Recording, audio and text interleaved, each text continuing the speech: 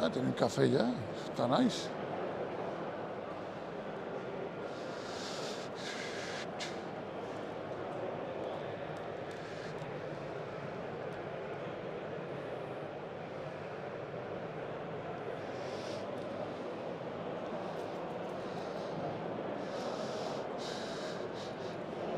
El Conflict of Heroes.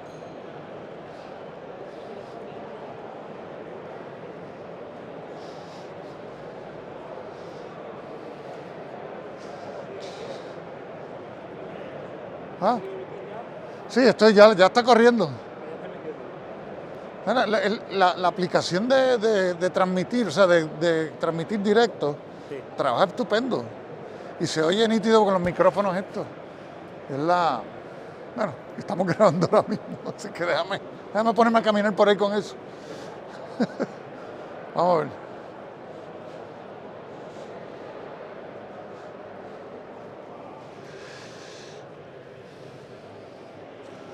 Ok, vamos a ver.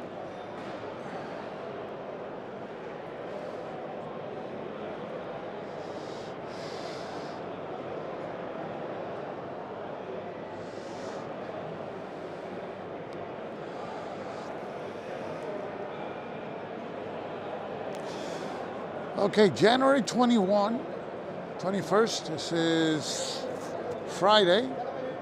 Stuka Joe here at the 5th Bellotacon. So this is the morning walk. Everybody just arrived. The cool thing is that the games that are being showcased, I mean, they're going to be showcased, the ones that are in development all week. So we're going to have a chance to talk to the designers. So just take a look around.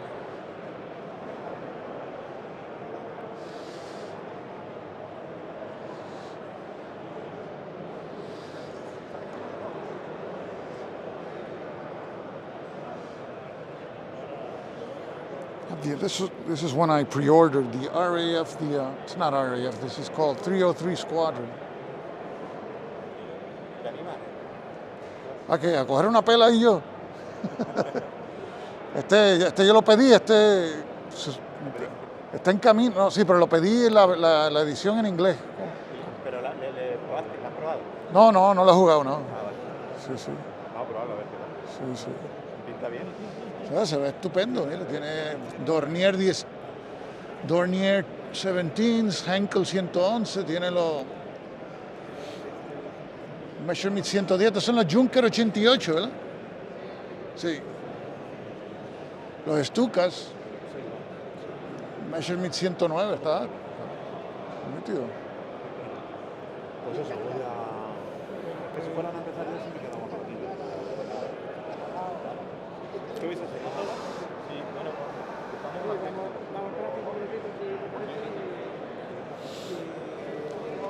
We're going to be playing 303 Squadron.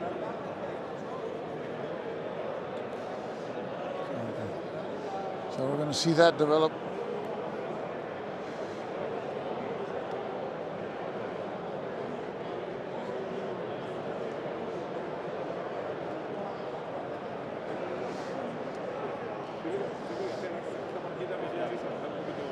Imperial Struggle. Playing here Imperial Struggle. That's GMT.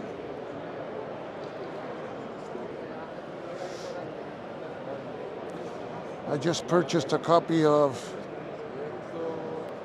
The World at War Europe. This is from Headquarter Games.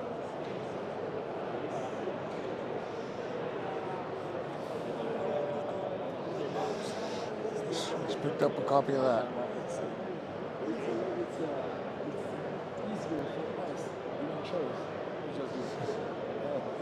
Florán. Morning, Florán. Buenos días. The Vietnam, ¿cómo es que se llama? The end of the Vietnam War. The end of the Vietnam War. The U.S. troops have gone home. Okay. Now it's more or less a Now- civil war. Okay, I see. Okay, this is 1972, is it something? 73 up to spring 75. Okay, I see. Nice. One of 1 hour game. 1 hour game. Oh, cool. Cool. That looks interesting too. That's Nuts Publishing. Have the other games from Nuts Publishing today, which is this Beaches of Normandy. This is a Normandy game. Oh, 303. Stoff. I'm gonna massacre your name. 303. Yeah, I ordered that game. That's the Polish squadron, the most kills in the Battle of Britain.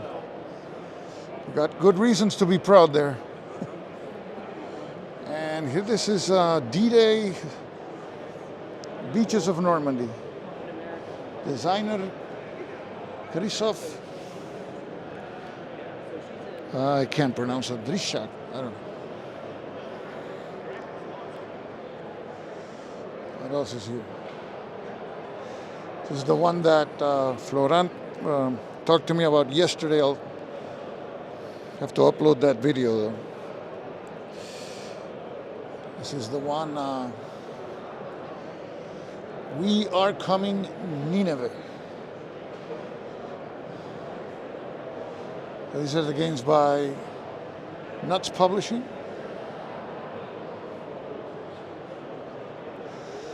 We got some more games here.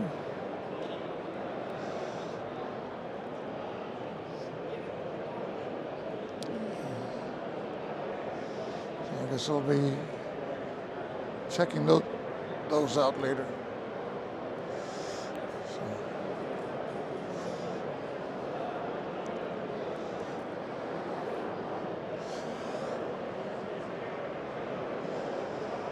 Got a lot of people on the tables over there.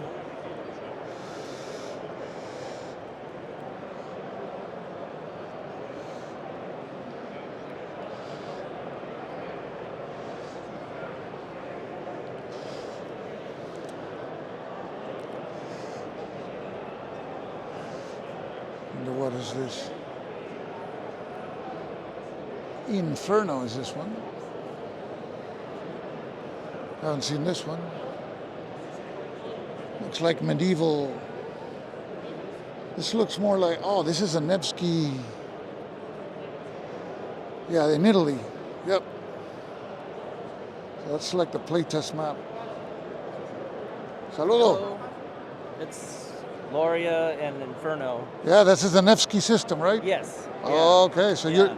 you're working on this? I've only helped do a little proofreading and stuff, and I Okay. started doing some playtest on Inferno, because Okay. that's Volko and Enrico. Oh, and, okay. And Loria is the design I'm working on. Okay. So this one says Sicily and Yeah, Sicily and the the toe from Naples. Naples is up here. okay, I see. So Napoli to Reggio, and then the whole island of Sicily. Okay. So you're the designer of this one? Yes. Lodi. Okay. Just we get you for Mike Greenwald. No, Mark. Mark Greenwald. Okay, got it. Okay. Sorry about that. No worries. Okay. So this is the Levian campaign system, and these are battles. What epoch is this? What years? Oh, it's the wars. It's the first part of the Wars of the Sicilian Vespers. So 1282 to 1284. Oh, I see. Okay. Yeah. So the House of Anjou was given the kingdom of Sicily, the Regno, by the Pope. Yeah. So they charged down and defeated King Manfred, who was actually supported the Siena faction, the Ghibellines faction in Inferno. So Oh, I there's kind of see. almost a link to the two. Awesome. Inferno covers 1259. Okay, so Yeah, just 20 years later. 20 years later. Okay. Yeah. Well, So after Siena won, the Pope got the French involved, and Charles Anjou came down to Tuscany and I helped see. the Guelph side, and then he sent him down to conquer the rest of Italy. I see. And then in 1282, outside a church in Palermo, There's some situation between a French noble and a Sicilian noble's wife, and it led to over the next fortnight, 4,000 French people being killed. Oh boy. Yeah. And the island rose in rebellion, and they invited Peter of Aragon. Oh yeah, that's. They invited him to be king because his wife was Constance Hohenstaufen.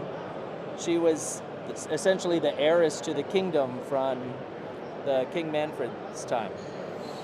So that's how they got involved. So you got the French, you got Italians, and you got Spanish, Catalan, Aragon, Barcelona, yeah. Valencia.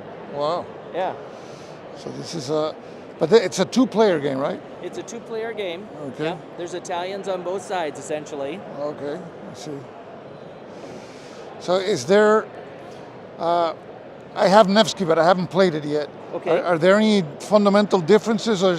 Yeah, there's quite a few. Each game, the core, the skeleton is there, right? It's all levy and then campaign, and a lot of the actions that can remain the same, but in the whole series are the same. But each game kind of adds its twist, right?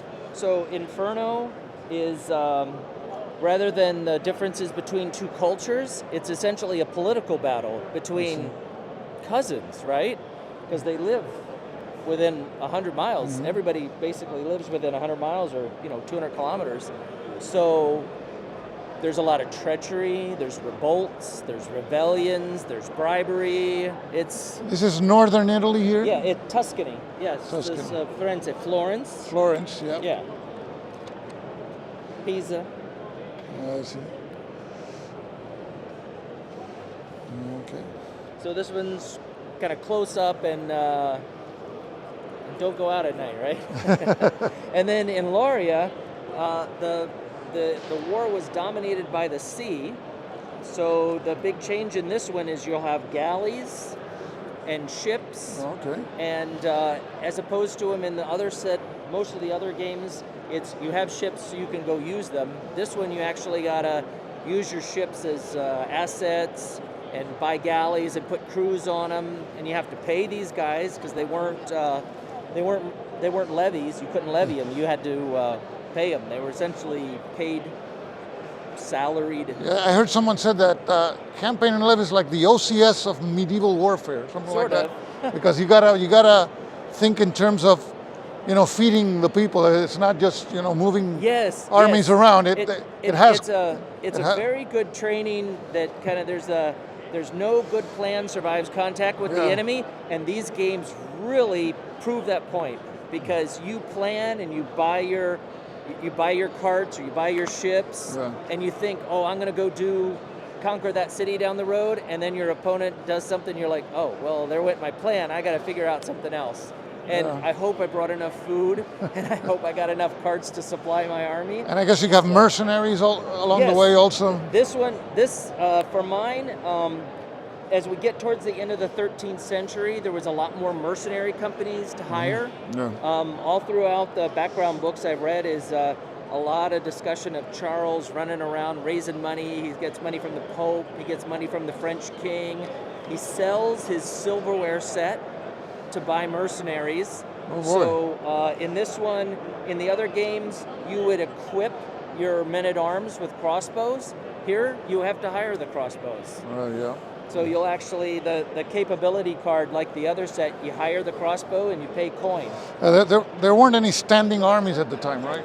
Well, at this point in time, some of the men were essentially a standing army. Oh, okay. The Anjou forces were essentially a corps of paid men, and often they were Frenchmen, and that was one of the reasons why there's a lot of tension. You have a lot of French officials come down, and they would hire out French knights, men-at-arms, and those essentially became kind of like hired men. Okay. So they call them paid men. Not really mercenaries, but paid men, because they would hold an office and do things official, but they would also get a salary that partially did that.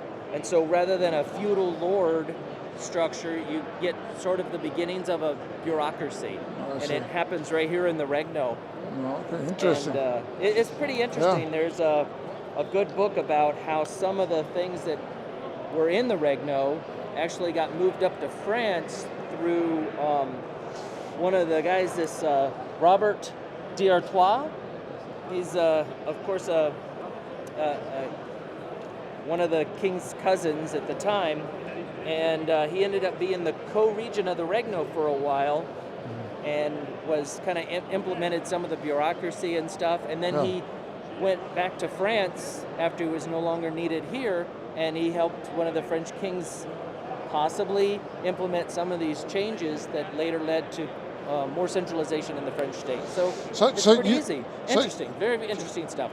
A lot of cross-cultural stuff. Yeah. So the Levian system campaign can cover a wide variety of warfare. It can go medieval up to Renaissance. Well, I think it, and there's a game that's on the other P500, Plantagenet, and that one also is later than this one, right? Because it's War of the Roses. Yeah. And that one has a lot of different mechanics because of we're moving away from that medieval feudalism where you levy and campaign. So I think that stretches the system, but I think the system can stretch beyond it. I know on the Discord server, folks have talked about, not levy and campaign, but muster and campaign. So moving the game into the 16th, 17th, and maybe even the 18th century. You could get the 30 Years' War 30 going Years on. War, yep. Stuff like that. It would be an adapt, as opposed to a levy and campaign. It'll be more of a muster, and coming up with the ways that the powers mustered at the time will be interesting. Of course, you can also go back further, like essentially the oldest one right now is Almoravid, right? Yeah. And that's 11th century or 10th century. But I think you can go back further because the levy part, the feudal part, goes back further. I think someone is on the Discord servers working on like 7th or 8th century, and one of the designers was thinking he can try to do late Roman Empire versus the Huns possibly. Wow. So to adapt the system, see how far down it can stretch. I think the core part of the system is it's got the map. You'll have and you still have the dichotomy between, at this stage levy and then you campaign, right? You have, which is kind of cool because it gives you can plan and then see how well your plan goes. And see how well your plan goes. And then you plan again and And then I guess you have seasonal effects like winter, and then you have to spring, summer, winter. We got heat, Inferno, and Loria because we're in southern Italy. I've got some heat cards, and there's some heat effects here, so you get into that hot summer. It's all cool stuff because it's things you got to think about in the back of your head, when you're going to plan a campaign, and then it kind of puts you on the seat of the commander, because everybody here, with us playing war games on this environment, you tend to think, I'm just gonna move this unit here and attack. No, there's a lot that goes on that these people have to think about. Before it's not just moving troops and roll on the CRT. It's. A lot of warfare is the logistics. Yep. And when logistics breaks down, it changes the outcome. And it changes the objectives, right? Of what's real. What you can you really realistically achieve? Right. We more famously in World War II, right? If we just had the logistics, we'd be across the Rhine in 30 days. Nope. We end up stopping short because we're out of gas. Yeah, some people don't understand, for example, the importance of Antwerp. It was being held by this little group of Germans in the Scheldt estuary. Well, why is that? What's happening? That's hugely important. It's supplies. It's everything. Yeah. Well, it looks really interesting, and I got to get my teeth into the Nevsky system. So Well, I'm here today and tomorrow. If you want to sit down and try it with somebody, I seem to have a bunch of people coming by. Try it. Got a short scenario for Inferno, and then Paco's bringing in Plantagenet. I think he's going to start this afternoon. Okay, great. And he's going to have some plays of that one. Well, thanks for showing me. It's really pretty. It looked like he's even got cards printed up now. Okay, great. As he gets closer to the magic 700 number. P700 now? No, it's P500, but I think once you get to 700, I think is when you actually get into the artwork. Oh, I see. Because now I guess the it's a little more fixed. Okay, yeah. Well, thanks a lot, and wish you the best. Great. Come back Okay, anytime. take care. Okay. So that's the levy and campaign system applied to 2 games in medieval, well, it's not medieval, Renaissance Italy. Have got Sonny Rich. And I know over there in the States people must be sleeping, but here the Bellota Con is on.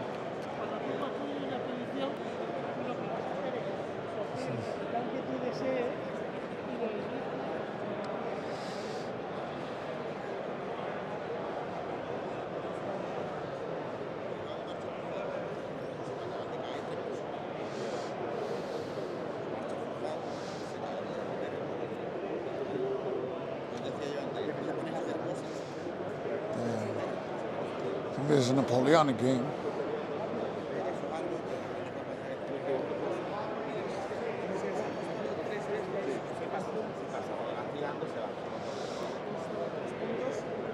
para marchar, pues posible marchar con las elecciones, otro para marchar.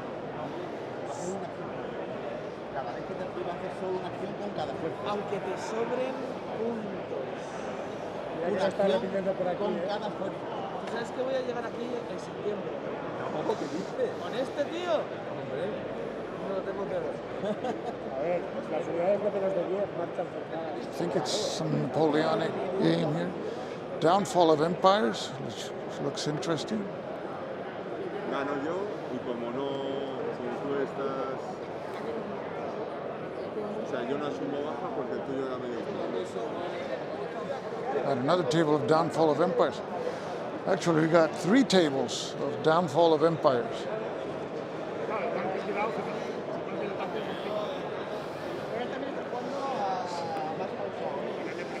This is a Kickstarter coming up.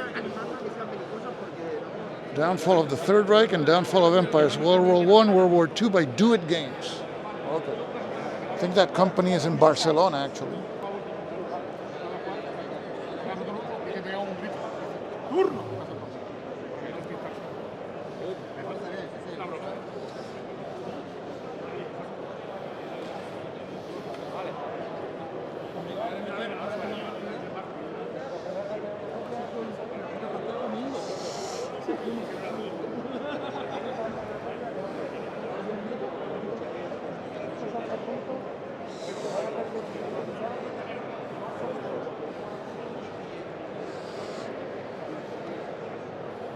This is Holland 44. Okay, let's see what else.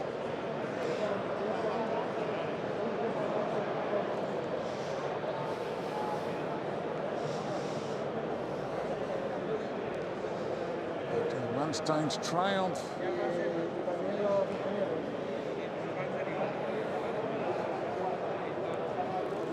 And this is the other side of the hill, otro lado de la colina. I stuck around for like 20 minutes listening. It's really, really interesting game. All players represent the German High Command. They have common goal, obviously, to win the war for Germany, but they'll have also individual goals. Got the designer Carlos Marquez.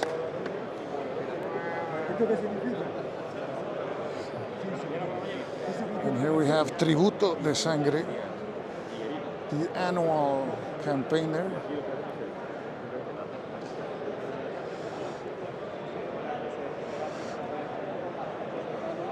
And the King in the North, this is First Carlist War. These are by NAC War Games. It's a really nice map.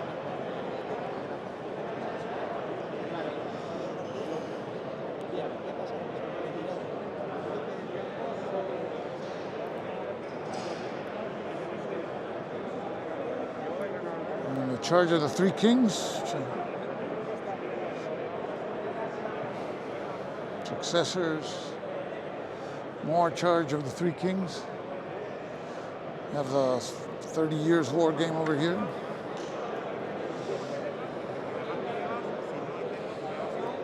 see Carlos Díaz Narváez explaining Tanto Monte.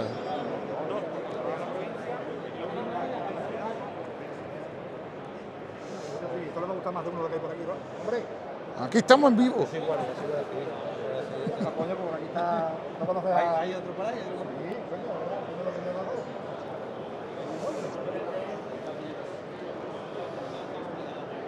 Golpe a la República. This is mechanics of Twilight Struggle to the Spanish Civil War. So that's interesting. Trabajando conmigo, como está tomando un café y todo. Y nada, eso, pues el primer mazo es más político y ya en el segundo estos son las cartas que te permiten hacer bombardeo o desplegar fichas de combatientes, son las que llevan los ejércitos. No son todas, dependiendo. Cartas neutrales, pues por ejemplo, te eliminan a los dos bandos. Puta madre, coño. Si está hecho ya, coño, ¿cómo se lo da? Ya está, a ver si ahora para final de este año, yo creo que para final de este año hay posibilidades. Ahora ya falta meterle muy fuerte al testeo, porque no lo he testeado, pero en mis círculos y tal, y faltará meterle más. Pero no le queda mucho, creo yo, por lo menos el mapa está magnífico. Sí, faltan detallicos de diseño gráfico, ya la editorial ya se encarga de... Si después te colocan un... Está el espacio más importante ahí, lo ves, el espacio más importante. Ahí está, ahí está. Estamos ahí, sí. Y Sevilla, y Sevilla. Badajoz siempre cae rápido, ¿verdad? Hombre, no. No nos pongas más, hombre. Siempre. Badajoz is like in David's game, it's like it falls like in the second impulse. En el segundo impulso ya Badajoz. Y a los franceses, a los ingleses... No, pero yo, lo que pasa es que yo no gano nunca a la República porque refuerzo a Badajoz demasiado. Y entonces se fastidia el resto del frente. Badajoz en realidad es una ratonera. El resto del frente se fastidió porque le tengo mucho cariño a Badajoz y se fue. Traigo a Lister, lo dejo ahí, quédate en Badajoz, Lister. A Lister, a Badajoz, madre mía. No hace falta en Madrid, olvídate. Bueno, será Lister era madrileño, el otro era, ¿cómo se llamaba? El que se pegó el tiro sin querer, dicen, se pegó un tiro. ¿Cómo era, coño? Es el anarquista. Ah, ese es Durruti. Durruti, Por ahí está, por ahí anda. que se pegó un tiro en la espalda. Se le escapó un tiro en la espalda, ¿no? Qué cachondo. Se estaba rascando con el revólver. Estaba rascando, le picaba la espalda. Bueno, pues básicamente eso. Para controlar las localidades necesitas tener fichas de combatientes. En el Twilight, por ejemplo, tú llegabas al nivel de esto se llama control Sí, el de político, control. el valor de control, ¿vale? Aquí si tuvieras tres fichas de popularidad, pero no tuvieras ninguna ficha de combatiente en el frente, no lo controlarías. Es decir, tendrías tres, Ah, ok. pero tendrías que ponerlo por el lado volteado. En el momento que desplegaras alguna ficha de combatiente en este frente, pasarías todas las localidades que estuvieran en esta situación, las pasarías a controlar. Y no te basta tener popularidad, sino necesitas tener una fuerza armada que la siente. ¿Sabes que esto Ah, va sí. a crear... So the round spaces, which is different from Twilight Struggle, denote military control. So you can have political control of the spaces that you see there, like in Twilight Struggle, but to get control of the area, you need military control. So you resolve the battles that affect those circles that you see in each of the regions. Y lo que anda que yo conozco a alguno de allí, no me diga, no me diga. Y bueno, el juego tienes que jugar mucho con las fichas, es decir, porque las fichas están limitadas, no todas las cartas te permiten desplegar fichas, está aproximadamente un 25% de las cartas, entonces tienes que jugar, hay muchas que no te permiten, entonces tienes que ajustar muy bien cuándo gastar una carta en desplegar una ficha, o si no tienes la posibilidad de desplegarla, porque no controlas una localidad de reclutamiento, que son las que llevan los rifles, porque previamente necesitas controlar una localidad de reclutamiento en el frente, da igual cual sea, por ejemplo en este caso puede ser Zamora o puede ser Badajoz, para desplegar fichas de combatientes. Si no tuvieras, lo único que sí puedes es gastar el punto del cubito para moverla a un frente adyacente.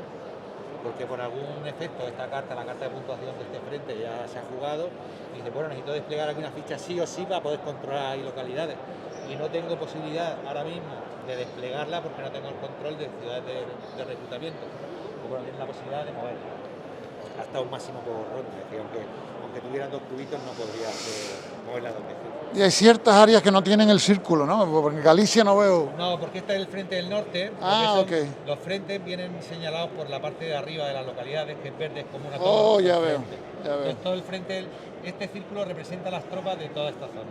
Ya veo. ¿Vale?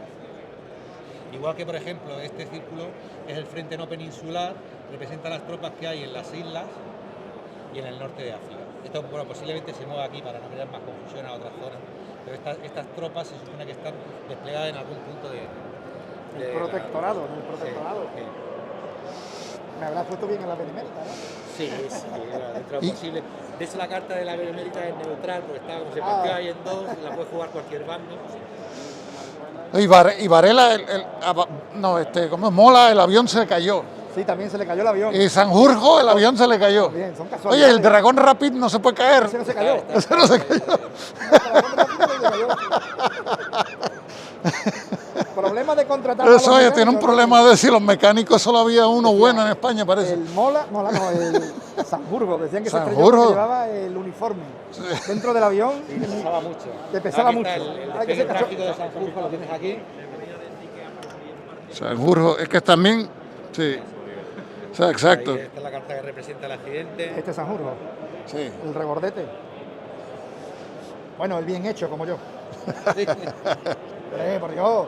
Escucha, mira quién lleva esto con estilo y garbo, ¿eh? Y Mola desaparece. Los rellenos enteros, no como tú. Hoy ha ido a pagar los churros y te ha dicho, perdona. Veo que tiene montones de cartas. ¿Como cuántas cartas Pásale tiene? la factura aquí, al bellota, al bellota. 110 cartas. 110, así, porque ese es como el estándar, ¿no? Que sí. Sí. Hey, saludos.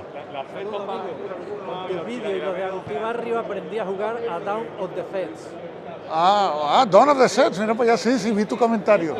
Efectivamente, pues yo era con los vídeos tuyos de Pues Agustín me ale- Barrio. puede ser el propósito, qué bueno. Claro, lo estuve viendo ayer, las grabaciones que hacía, lo vi por Oye, la tarde. Agustín hace unos videos espectaculares también, muy buenos. Sí, muy bueno. Muy buenos. Y me gustaban mucho los tuyos porque le dabas ahí el toque de la emoción que pasaba. bueno. Aunque estaba en inglés, pero le cogía. Ah, el pues truco. qué bueno, me alegro, gracias. Un gusto saludarte. Gracias, muchas gracias. Okay.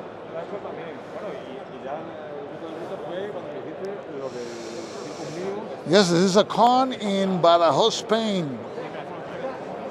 It's Espen FR. I don't know how to pronounce your call name. This is a con. This is the Bellota con. Let me give you a. I'm just walking around the tables. We've been for a half an hour, transmitting live. This is the second day. We're going to be here all day today. And a lot of interesting designs. Some borrow mechanics from other games like Twilight Struggle. This is Golpe a la República, the Spanish Civil War, which is one of my favorite topics. So you have political control of spaces, but you have to have certain control in order to place military units in the circles, which represents the fronts. Here you have in Africa, Como lo he ido desarrollando así, have here in Andalusia. You have in el Frente de Levante. You have Catalunya and Aragon, I suppose. Madrid, of course. And the Northern Front and no estrello. Frente del Oeste, the Western Front. Esta carta es lo que te permite llevar Mola. la sublevación militar. Sin esta carta no puede. O sea, Mola no lo puedes inmolar.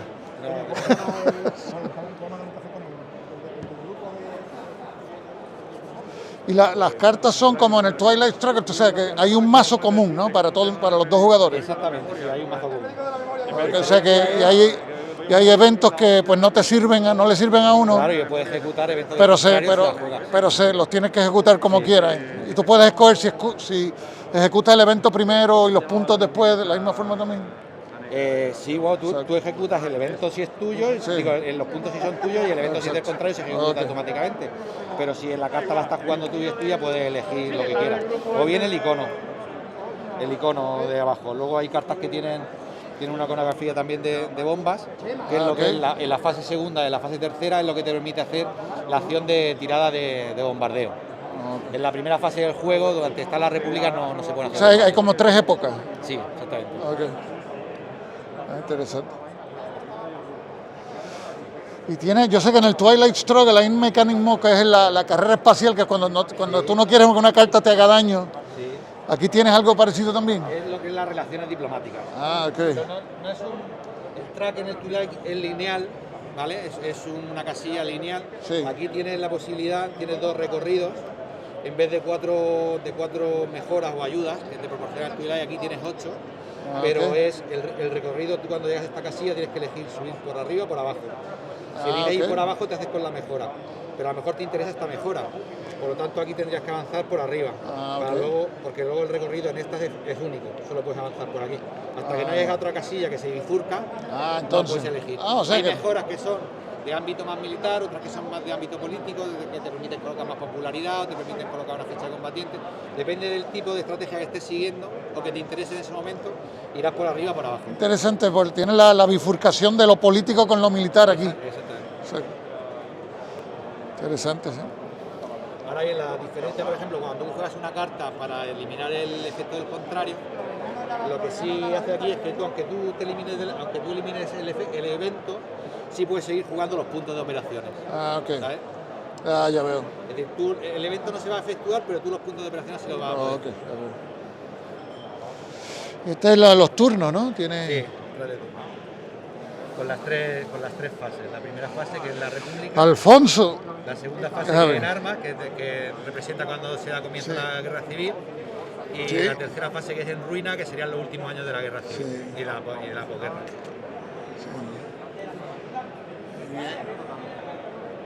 Qué bien, qué bien. O sea que esto está en la línea de. Esto está con. Estás con NAC Wargames entonces. Correcto. Teodoro Álvarez. Contra por Teo o Icue, en los foros me conocen como Teo. Icue. Ah, pues sí, sí. Después, a ver si después me gustaría jugar unos turnitos para ver cómo. Perfecto, no hay problema. Que está muy interesante. Yo juego mucho el Twilight Struggle con mi hijo mayor. Es el juego que yo soy el peor jugador americano que hay. Todavía no he ganado con los americanos. Por eso te he echado una de estas. Me interesa a mi gente que conozca el Twilight, me interesa a mí. Sí, para ver cómo comparto ahí. Pues gracias. Ok.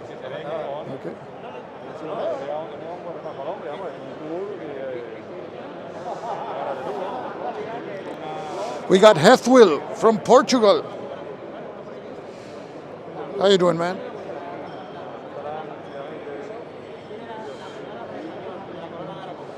Here we have the Tanto Monta, En el turno 1 tienes que tirar un dado con valencia de 4 a 6. a designer giving explanation there. Nada. Y un 5 6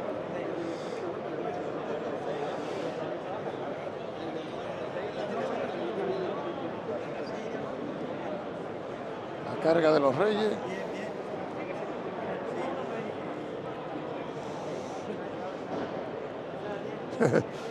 You watch at the office at your coffee break. That's good. You got a good boss, Hethwill.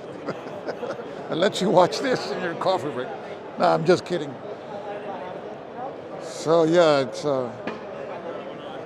just walking around with the gimbal. I think the microphone picks up pretty well the sound, so very pleased with that. But I want to, later on today, I'm going to sit down and take a closer look at a game, particular games like that. I think it's, for that I'm going to use another small tripod that I brought. Let's see how that works out. And this is the Canary Island game, which intrigues me. Because when you think about Spain, you never think about the Canary Islands. They're off the coast of Africa, and there's Spanish provinces. And I always wonder how the Spanish got a hold of this.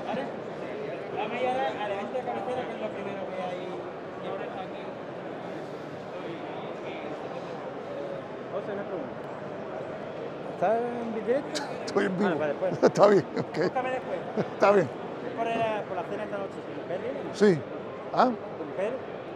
¿Perdón? ¿Tu señora está aquí contigo? Ella está en el hotel. ¿Viene a la cena? Sí, puede venir. Por eso digo, Pues seguro. ¿Para qué? Sí, seguro. Ok, gracias. Está bien. Portuguese and given to the Spanish crown. Okay, Hethwill, you should know about that. Given to the Spanish crown, Portuguese, it makes sense because Yes. So you have Palma, Ferro, Gomera, Tenerife, Canarias, Fuerteventura, and Lanzarote. And the thing with the Canary Islands, I'm a Puerto Rican, is that they say that our accent in Puerto Rico is very similar to the Canarian accent, and they think that's where it came from. Our Puerto Rican accent, if you hear the Spanish from Canarias speak, and Puerto Ricans, it's very similar. So that's like a connection there that we have, I suppose.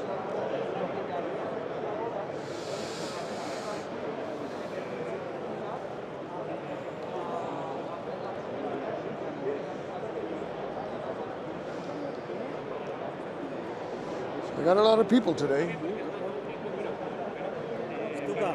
Buenas, ¿cómo estamos? Saludos. Los abuelos, muy bien. Estamos transmitiendo en vivo. ¿Cómo están ustedes? Bueno en verlo. Muy bien, muy bien. Está estupendo esto. Le tenía Sí. que haber traído la gorra que me dio el anterior bellota. Pues estamos con el live streaming, es fenomenal porque cero editaje. Sí. No hay que editar y se ve bien. Ayer nada, yo cogí con el telefonito, sin el estabilizador. Estuvimos haciendo un vídeo. Ok. Pues bueno verlo. Hasta luego. They have Los Abuelos. They have a podcast, a wargaming podcast here in Spain for many years, and they always come to the BellotaCon.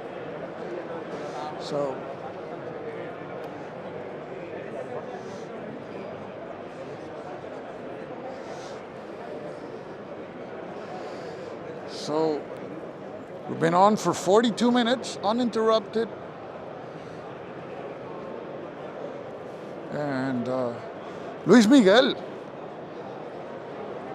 ¿tú no vienes para acá? You're coming over. You're gonna watch through my channel. So they have, let me show you something. They have a really nice Great Battles of History game set up here. This is Beneventum, but this is a big map and larger hexes. I think these pieces are like 3/4 of an inch. Looks really nice.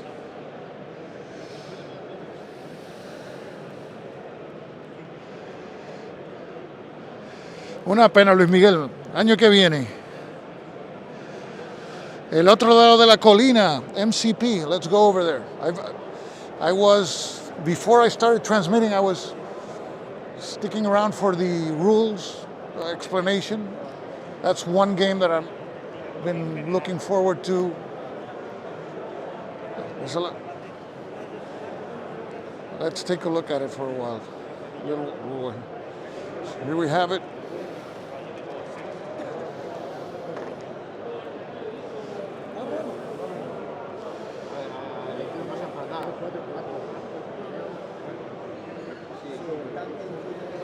Otro impacto a 3. Acaba de ganar la batalla. Un punto de prestigio para el señor azul. Have here the designer, Carlos Y habéis Márquez. defendido el capote de tiro de maíz. Muy bien. Siguiente ataque. Vale, esto está fatal. No hay ataque en el 42. Así que ahí no pasó nada. They're in 1942, so they got the war on Russia raging on. Aquí. No hay ataque en el 42. Ahora hay que barajar. And I know those red pawns are where you plan to make attacks in different forts. So right now they had no attacks in 42, which is pretty bad because the Germans want to be on the offensive in 42. So.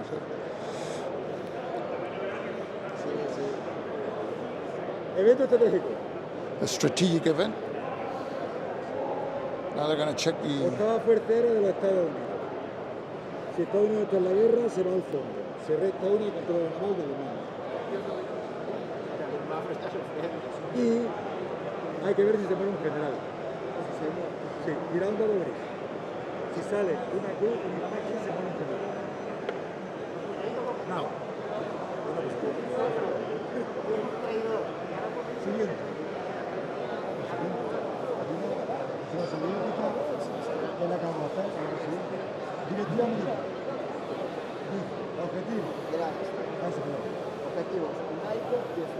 ¿Lo tenemos? La belleza es mejor que lo histórico. Sí, señor. Okay. There's a check there and the objectives they have at Stalingrad, I heard, one of them. So you can set your objectives, but one player, for example, the minister is in charge of production, the other one is in charge of the armed forces. So sometimes they have common goals, but sometimes one can override another. And it's interesting, the generals are represented and field marshals. They're rated for seniority and trust that Hitler has in them. So I guess someone like Model will have high trust, even though he's not as competent as some other general.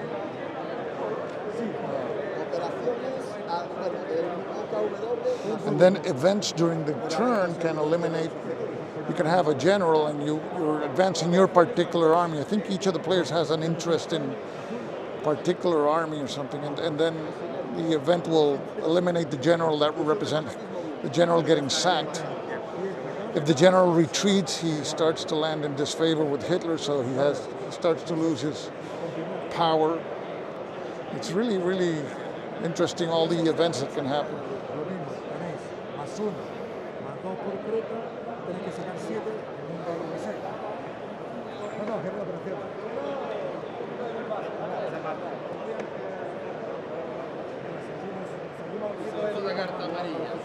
I want to see if I can sit down with the designer later so he can give us a close-up view of what's going on, because it's a really interesting design there.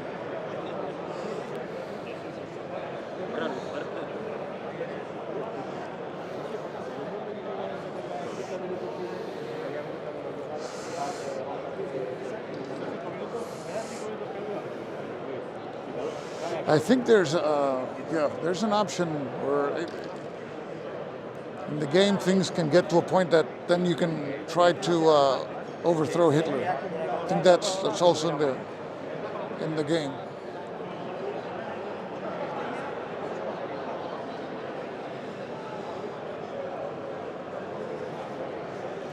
So we've been on for 48 minutes, and I'm going to take a coffee break, guys. And I'll be transmitting more today, tomorrow, and Sunday.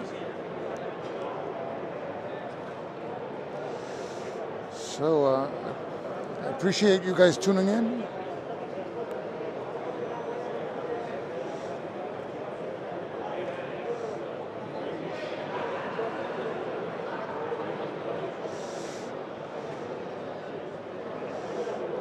Okay. So thanks for tuning in, guys, and I'll see you later. This is Stuka Joe signing off for now.